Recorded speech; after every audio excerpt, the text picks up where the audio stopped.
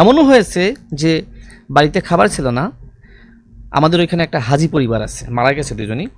তাদের বাসায় গিয়ে আমার মার সাথে পান্তা ভাত এবং মানে এক ধরনের পচা ভাত বলা যায়, পান্তা ভাত, কাঁচামরিচ এবং গোলমরিচ এটা দিয়ে খেয়েছি। তো এইভাবে সংগ্রাম করে এই পর্যন্ত এসেছি।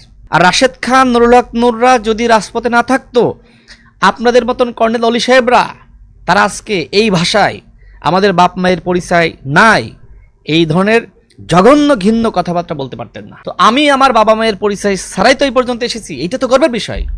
বর্ষিয়ার নেতা কর্নেল অলি আহমেদ তিনি গতকাল বলেছেন বাপ মায়ের পরিচয় নাই, জাতীয় নেতাদের নিয়ে সমালোচনা করে।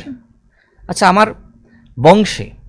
বংশে আমি আসলে একমাত্র গ্র্যাজুয়েট। আমার 14 বংশে, নানির বংশ, নানার বংশ, তারপরে আমার দাদা দাদির বংশ, একমাত্র। কিন্তু আপনি আমার পরিচয়টা জানতে চাইলেন যে আপনার উত্থান ছোটবেলা, এবার সেখানে আসি। দেখেন, মনে করেন যে আমার বাবা মা আরেকজনের বাবা মায়ের মতন এইভাবে জাতীয় পর্যায়ে পরিচিত না। গ্রামের মানুষ, লেখাপড়া কম জানে। আমি সংগ্রাম করে বড় হয়েছি। আমি একজন শ্রমিকের সন্তান হিসেবে আমি এই পর্যন্ত এসেছি। বাংলাদেশের নির্বাচিত সরকারের রাজনৈতিক সহকারী হয়েছি, এটাকে আমার জন্য গর্বের না?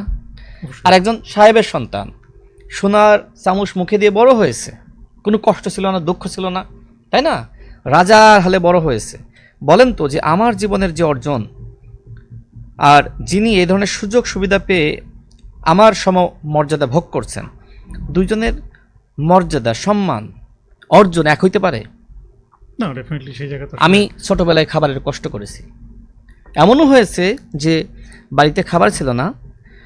আমাদের ওইখানে একটা হাজি পরিবার আছে, মারা গেছে দুজনই। তাদের বাসায় গিয়ে আমার মার সাথে পান্তা ভাত এবং মানে এক ধরনের পচা ভাত বলা যায়, পান্তা ভাত, কাঁচামরিচ এবং গোলমরিচ এটা দিয়ে খেয়েছি। তো এইভাবে সংগ্রাম করে এই পর্যন্ত এসেছি, তাই না?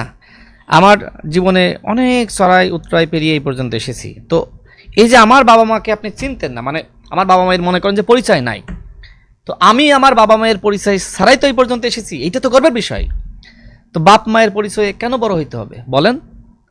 বাপ মা এই যে আমাকে বড় হওয়া শিখিয়েছে, এইটাই তো তাদের জন্য অনেক কিছু। দেখেন, 18 সালে যে সময় আমি জেলে গিয়েছি কোটা সংস্কার আন্দোলন করতে গিয়ে, তখন ঢাকার রাজপথে আমার মুক্তির দাবিতে আন্দোলন করেছে আমার বাপ মা, আমার পরিবার, এবং আমার সাথে যারা অ্যারেস্ট হয়েছিল তাদের পরিবার। তার মানে কি, এই 18 সালের কোটা সংস্কার আন্দোলনের প্রেক্ষাপটে গণঅভ্যুত্থান সৃষ্টি হয়েছে। যে সময় কোটা ফিরে আসলো, আমরা অন্যতম গুরুত্বপূর্ণ ভূমিকা রেখেছি। সব মিলিয়ে যদি আমার বাপ মা আমার মুক্তির দাবিতে আন্দোলন না করতেন, আমাদের মুক্তি হইতো না। আর রাশেদ খান, নুরুল হক নুররা যদি রাজপথে না থাকতো, আপনাদের মতন কর্নেল অলি সাহেবরা তারা আজকে এই ভাষায় আমাদের বাপ মায়ের পরিচয় নাই, এই ধরনের জঘন্য ঘিন্ন কথাবার্তা বলতে পারতেন না। দেখেন, আমি আসলে মানে কি বলবো, মানে তারা যে ভাষায় আমাদেরকে কথা বলছে, এখন এই ভাষাগুলো যদি আমরা আসলে রিপ্লাই করতে যাই, কাউন্টার দিতে যাই, তাহলে আসলে এই ধরনের নোংরা ভাষার কাউন্টার তো মিষ্টি ভাষা দেওয়া হয় না। মানে আপনি আমাকে মানে ইট মারবেন আর আমাকে বলবেন যে ভাই আপনি সবসময় মিষ্টি মারেন, তাই না? হয় না তো। জামাতের আমির আর কর্নেল অলি সাহেবরা তো বর্ষিয়ার নেতা, তারা যেভাবে যে ভাষায় কথা বললেন বাপ মাকে তুলে, তো তাদের সাথে আমার কি খুব মিষ্টি ভাষায় কথা বলতে হবে? আপনি বলেন, বলা যায়, বের হয়। যদিও আমি তাদেরকে অসম্মান করতে চাই না, সম্মান করতে চাই।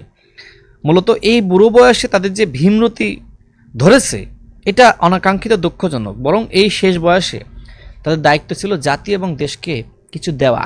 আমরা তাদের কাছে শিখতে চাই, কিন্তু আমরা শিখতেছি কি? সিনিয়র মানুষজন আমাদের বাপ মা তুলে আমাদের পরিচয় নিয়ে প্রশ্ন তুলছে। মানে এটা যদি আপনি বিশ্লেষণ করেন, কত বড় জঘন্য কথা এই কর্নেল অলি আহমেদ বলেছে।